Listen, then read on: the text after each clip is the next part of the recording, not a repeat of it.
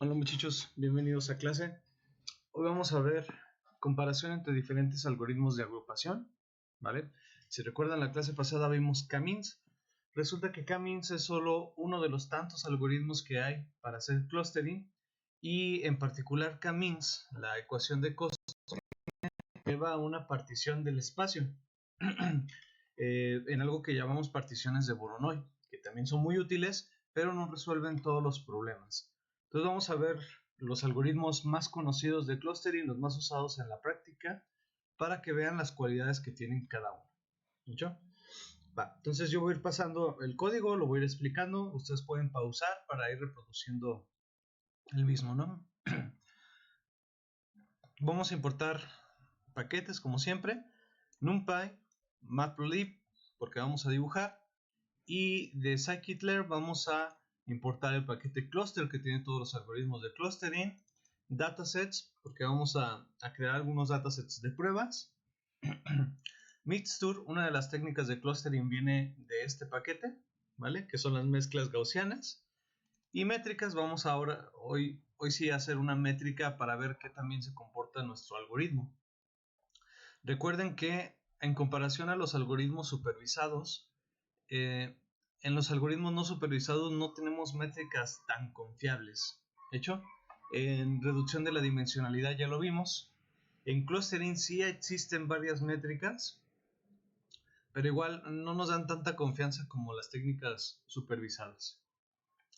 Y también vamos a importar un escalador estándar. De hecho, hay algunas técnicas de clustering que les afecta la escala, otras que no. Para hacer una comparación justa vamos a escalar siempre los datos, ¿vale? Voy a correr la primera línea. Va. Y vamos a crear varios conjuntos de datos, 6 conjuntos de datos. ¿Hecho? Primero voy a crear una semilla que voy a alimentar con este 0. Esto es para que a todos nos salga el mismo experimento. Después que reproduzcan esto pueden cambiar esto, pueden omitir esta línea. ¿Okay? Vamos a crear un número de muestras, 1500 muestras para cada ejemplo. Y voy a crear una lista de 6 espacios vacío por el momento. Y en cada uno de esos 6 espacios voy a poner un dataset. ¿Hecho? Va. Entonces el primer dataset que voy a poner van a ser unos círculos concéntricos. ¿Hecho? Ya lo vimos un poquito en clasificación. Entonces voy a utilizar el de Make Circles. Le mando el número de muestras, el factor y el ruido. ¿Vale? Este es el factor con el que están divididos los círculos concéntricos y el ruido que tienen ellos mismos, ¿no? Si se fijan, aquí estoy poniendo un guión bajo.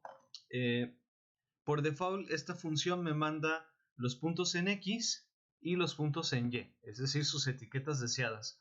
Pero como estoy trabajando con técnicas no supervisadas, pues yo no ocupo el valor deseado, ¿no? Eso sería ya hacer una clasificación. Entonces voy a omitir ese punto para no hacer trampa y lo voy a borrar, ¿no? Entonces, ya que tengo en XTEM esos puntos, los voy a transformar con el escalador, ¿vale? Entonces aquí instancio el escalador, entreno y transformo los puntos y los guardo en X0. Yo voy a hacer lo mismo para los otros. El de las lunas, que también lo vimos en clasificación, igual, número de muestras, un ruido. Ustedes después pueden mover estos parámetros y el XTEM lo meto al X1. ¿Sí? Los blobs, que son agrupaciones, más o menos las utilizamos cuando queremos algo más o menos linealmente separable. Entonces, utilizo el número de muestras y el random state, porque también tiene un generador pseudo aleatorio por dentro, lo voy a dejar en 8. Igual esto es para que nos salgan los ejemplos iguales a todos, ¿no? Lo meto en X2 después de ser escalado, ¿vale? Voy a hacer un plano sin agrupaciones, es decir, voy a crear puntos aleatorios en un plano donde no debería de haber una agrupación, solo para ver qué me da el algoritmo de agrupamiento, ¿no? Entonces hago una variable aleatoria con el número de muestras y de 2 dimensiones y lo escalo. ¿Hecho? Lo meto en X3. ¿Va? voy a hacer otra vez los blobs, pero ahora le voy a meter una deformación anisotrópica, ¿vale? Entonces, utilizo mi función de blobs, voy a cambiar el random state, ¿sí? Y voy a multiplicar esos puntos por esta matriz. Entonces estoy multiplicándolos por una matriz que no es ortonormal, va a deformar el espacio 2D, es una matriz de 2×2, multiplicando puntos de 2 dimensiones, me van a quedar otra vez en 2 dimensiones, pero van a tener un estiramiento, ¿no?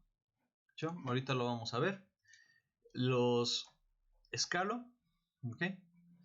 Y también voy a hacer otros blobs, pero ahora lo que voy a cambiar va a ser la varianza de cada uno de los blobs, qué tan dispersos están alrededor de sus medias. Entonces, mando el número de muestras, mando las desviaciones estándar, y para que todo nos salga igual, también voy a mandar este random state. ¿Por qué cambian los random state? Porque yo vi más o menos cómo quedaba bien el clúster, ¿vale? Donde lucía bien, y bueno, me dio ese numerito. ¿Mucho? Escalamos los datos y los metemos en X5, ¿vale? Por último, ciertos algoritmos necesitan saber a priori el número de clusters. Entonces, para esos algoritmos voy a crear esta lista donde mando el número de clusters para X0, para X1, etcétera, etcétera, ¿no? Entonces, los primeros dos van a tener 2 clusters y los otros van a tener 3 clusters. ¿Hecho? Va. Voy a correr esta línea. Listo, ya tenemos nuestros datos. Ahora los vamos a visualizar. ¿Okay? Entonces, con este pequeño ciclo voy a crear una figura. ¿Hecho? Van a ser 6 gráficos. Los voy a acomodar en una matriz de 2×3. Entonces, por eso le dejo este tamaño más o menos. Y voy a recorrer esos 6 ciclos, ¿no? Creo mi canvas para cada uno. Va a ser de 2×3 gráficos. Y este es el índice de cada uno de los gráficos.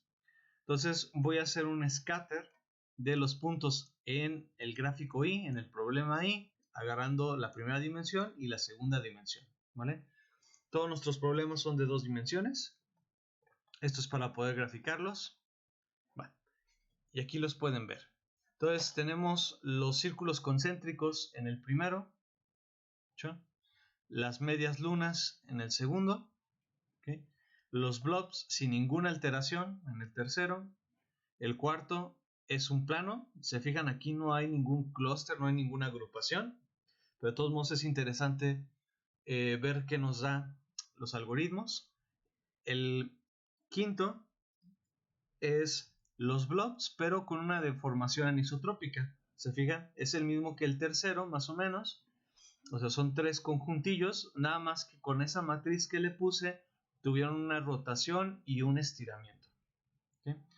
Y por último, serían los blobs, pero con diferente dispersión. Entonces, cada blob tiene una media, y dependiendo de la desviación estándar que le pongamos, pues va a ser lo disperso que van a estar sus puntos.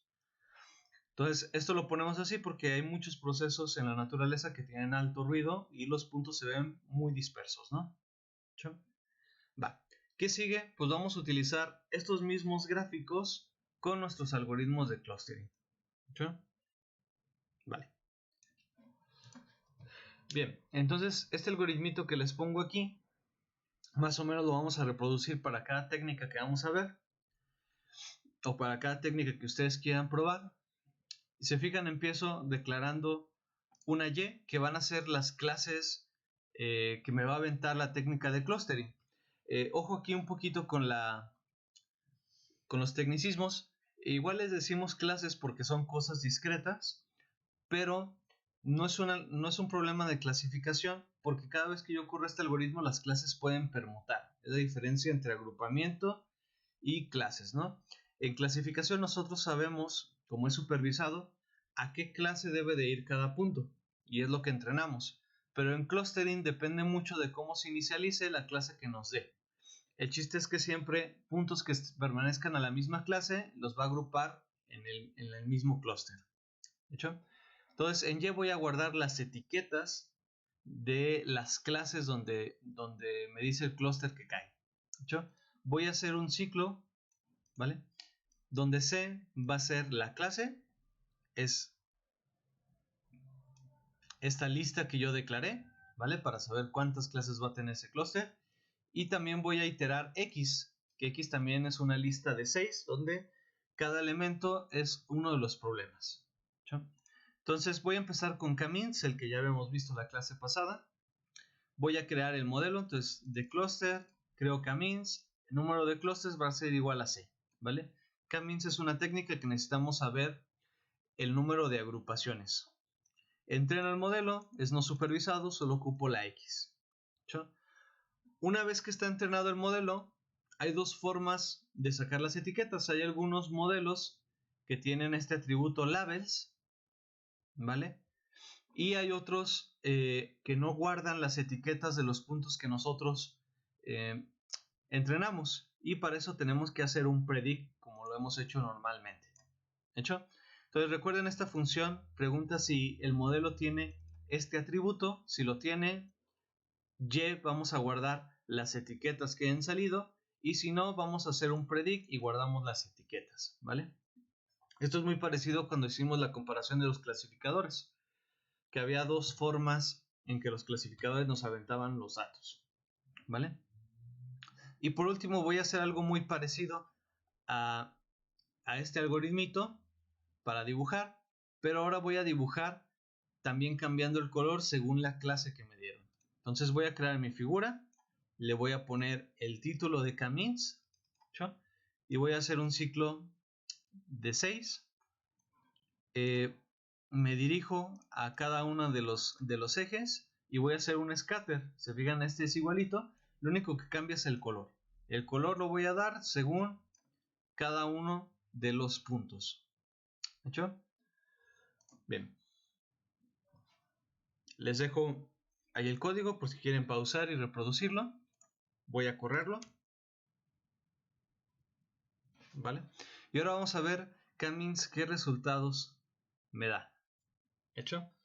Entonces K-means es un algoritmo particional, ¿vale? Particiona el espacio en algo que se llaman particiones de Voronoi, que también está relacionado con algo que se llama triangulación de Delanois. Esos tres algoritmos, que normalmente se estudian por separado, matemáticamente resuelven el mismo problema de optimización y por eso están ligados. ¿A qué me refiero con partición de Voronoi? Lo pueden buscar en internet, pero en esta gráfica, en la gráfica del plano, pueden ver cómo particiona el espacio. Aquí no hay ningún clúster, pero lo particiona en estos politopos, ¿vale? Y esa es la partición que me está haciendo del espacio. Entonces, según los puntos, va a encontrar esta partición de aquí. ¿Hecho? Entonces, cosa mala, cuando no hay ningún clúster y tú les pones, encuéntrame 3 clústeres, K-means de todos modos lo va a hacer. ¿Hecho? Aquí en el plano, en esta gráfica, le mandamos que hay 3 clústeres. Cuando no hay ninguno, de todos modos nos va a dar esa respuesta. ¿Hecho? Círculos concéntricos, K-means no lo puede resolver bien porque particiona el espacio según Voronoi, entonces no tiene una partición que pueda ser concéntrica, ¿vale? Entonces cosas concéntricas K-means nunca lo va a poder resolver. ¿Sí? Las medias lunas casi lo puede resolver, pero también como hay cosas concéntricas, lo que nos llevaría, disculpen, a funciones de decisión o superficies de decisión no lineal, tampoco lo puede hacer K-means. ¿Hecho? En el 3, K-means lo hace perfecto, es el problema ideal para K-means. ¿Hecho? ¿Qué es lo bueno? Cuando nosotros mapeamos en alta dimensión, los problemas suelen comportarse de esta manera, por eso K-means sigue siendo una técnica que se usa muchísimo, porque computacionalmente es barata, y en alta dimensión sigue funcionando bien. ¿Hecho? Los blobs con deformación anisotrópica no lo hace bastante bien. ¿Sí? Y los blobs con diferente dispersión pues lo hace bastante bien, ¿vale? ¿Sí? Eso es para que tengan una idea. de cómo vienen sus datos. Siempre que tengan un problema de clustering, lo primero es tratar de dibujarlo. Yo lo que a veces hago es, cuando es de alta dimensión, utilizar una técnica de reducción como TSNE que vimos, ver cómo vienen los datos y luego utilizar K-means para definir más o menos cuántos clusters. Y si ven que tienen formas alargadas, ¿vale?, que van a ocupar superficies de decisión no lineal, pues entonces no utilizan K-means. Y si ven que forman como blocks, aunque tengan diferentes dispersiones, K-means lo va a servir. ¿Hecho? Vamos a la siguiente técnica. Vamos a usar Birch, que es una técnica también bastante usada. El código es muy similar. Solo vamos a cambiar Birch. Este algoritmo también necesita el número de clusters. Cambiamos el título también. ¿Hecho? Y en sí todo el código es igual. ¿Okay? Pueden pausar para reproducirlo. Voy a correrlo. Vale. Bueno, Birch es un algoritmo muy parecido a K-means en el problema de optimización que soluciona. Quizás lo hace un poquito mejor cuando tiene dispersiones diferentes en la gráfica 6. Pero si se fijan, tampoco nos puede resolver cosas concéntricas, cosas que necesitan mapeos no lineales. De hecho, vean la partición que nos hace del plano. Se fijan, no son líneas rectas como lo hace K-means, pero de todos modos particiona el espacio. ¿Hecho? Entonces este es Birch. Vamos a pasar a otro algoritmo que es el clustering espectral. ¿Vale? Igual, nuestro algoritmo comienza igual, solo que vamos a de cluster llamar spectral clustering. Necesitamos el número de clusters y también es bueno llamar el tipo de afinidad. ¿Vale? Vamos a usar Nearest Neighbors, que es otro algoritmo que ya hemos visto por ahí, para marcar la afinidad de estos. ¿Sí? Entrenamos el modelo. Solo hay que cambiar también el nombre del título de la gráfica y todo va igual. ¿Sí? Entonces esta técnica de clustering espectral utiliza técnicas espectrales. ¿Qué significa eso? Pues que va a ser descomposición de valores singulares, ¿vale? Normalmente de una serie de puntos nosotros podemos sacar la matriz de covarianza y esa matriz de covarianza la podemos descomponer en sus eigenvalores, ¿hecho? Y esos eigenvalores nos dicen más o menos la tendencia de los clusters. Entonces el trabajo de spectral clustering es encontrar las matrices de covarianza que separan a los clusters, ¿vale? Vamos a correrlo. Aquí me da un pequeño warning. ¿Sí? Y bueno, si se fijan, spectral clustering lo hace muy bien cuando tenemos cosas alargadas. ¿Hecho? Para los anillos concéntricos lo separa muy bien. Para las lunas también, para los blobs también. Los blobs con diferente dispersión en el gráfico 6 también lo hace bastante bien. Las deformaciones anisotrópicas, ahí tiene algunos problemillas, pero casi lo logra. Y también el plano, que no debería de encontrar ningún clusters, pues también nos lo separa de una manera particional. ¿Hecho? Entonces todos los algoritmos que necesiten a priori decirle el número de clusters van a tener ese problema con el plano, ¿vale? Pero bastante buena esta técnica cuando van a usar cosas alargadas. Hecho. Vamos a la siguiente técnica de clustering. Vamos a usar mezclas gaussianas. Hecho. Entonces en mezclas gaussianas vamos a ocupar también el número de clusters, que aquí se llama número de componentes, y el tipo de matriz de covarianza, que la vamos a usar completa, ¿vale? Para saber estos parámetros, cómo moverlos, pues es necesario meterse a la teoría.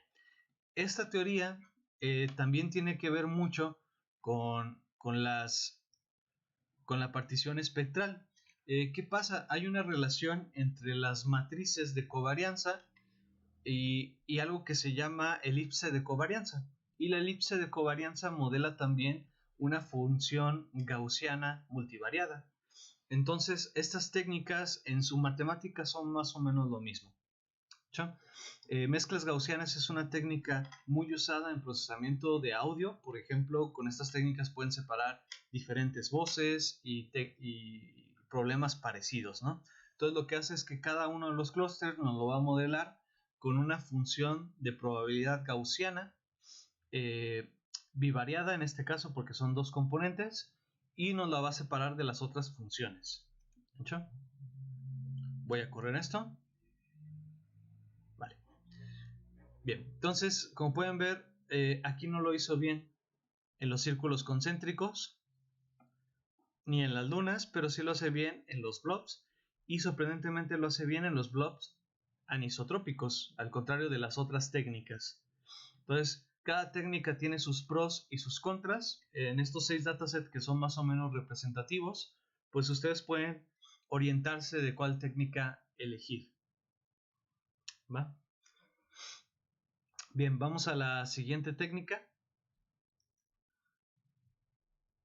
Vamos a usar una técnica que se llama Optics, que es una técnica que se ha vuelto muy popular. Esta técnica no depende del número de clusters. ¿Hecho?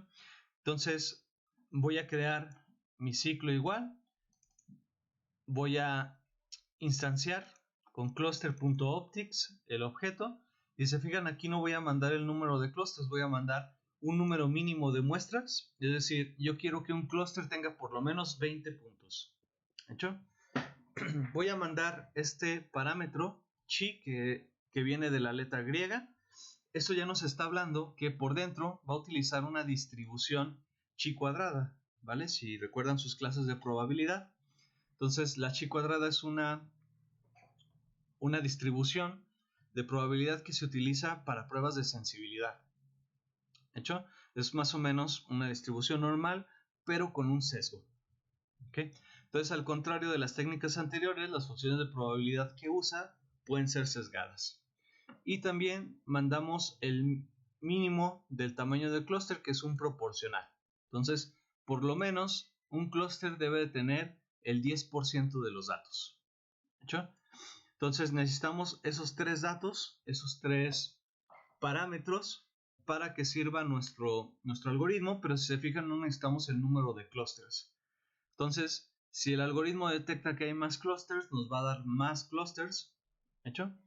Y de eso no nos vamos a preocupar tanto. Entrenamos el modelo, ¿vale? Cambiamos aquí el nombre y todo va exactamente igual. Voy a correrlo. Pueden pausar ustedes para probar, para copiar el código. Y bueno, aquí lo vamos a hacer, vamos a verlo. Los círculos concéntricos lo hace bastante bien, las lunas bastante bien, los blobs bastante bien. El plano, si se fijan, aquí no había ningún clusters y tal cual, todos los puntos nos lo pone en un solo clúster. Entonces está muy bien porque donde no hay agrupaciones, este algoritmo no nos la va a inventar como lo hace K-means y los otros algoritmos.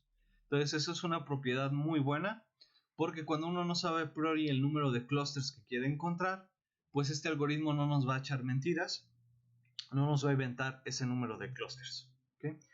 Va. En el único que falla es un poco en las deformaciones anisotrópicas. Si se fijan, nos pinta de 3 colores cada bulto y aparte nos pone unos puntos negros. Esos puntos negros son los que no asigna a ningún clúster, ¿vale? Entonces, esta técnica es muy buena porque también nos puede quitar puntos atípicos de nuestros datos. Por último, los clústeres con diferente dispersión, si fijan, lo hace bastante bien. ¿Sí? Entonces, Optics es una técnica, no recuerdo cuándo se publicó, pero no es una técnica muy vieja, y se ha vuelto muy popular por estos resultados. ¿Sí? Va. Vamos a ver nuestra última técnica, que también es quizás, después de K-means, la más popular, que es DB-Scan, ¿vale? DB-Scan es una técnica que se basa en la densidad de los puntos, ¿vale? Esta no utiliza funciones de probabilidad como lo hacen mezclas gaussianas, descomposición espectral, optics, y tampoco utiliza un programa particional como lo hace Birch o K-means, ¿vale? Este algoritmo lo que hace es proponer unas esferas y mide la densidad de puntos en esa esfera. Entonces nosotros le mandamos este parámetro que especifica la densidad deseada del clúster, ¿vale? Si se fijan, aparte de crear la lista Y como siempre, voy a crear esta lista de EPS, ¿vale? ¿Por qué? Porque cada problema de agrupamiento va a tener un EPS diferente, ¿no? Es decir, una densidad deseada diferente.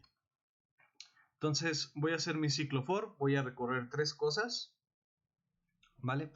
La clase y el clúster, realmente la clase no la necesito, pero lo voy a dejar por ahí.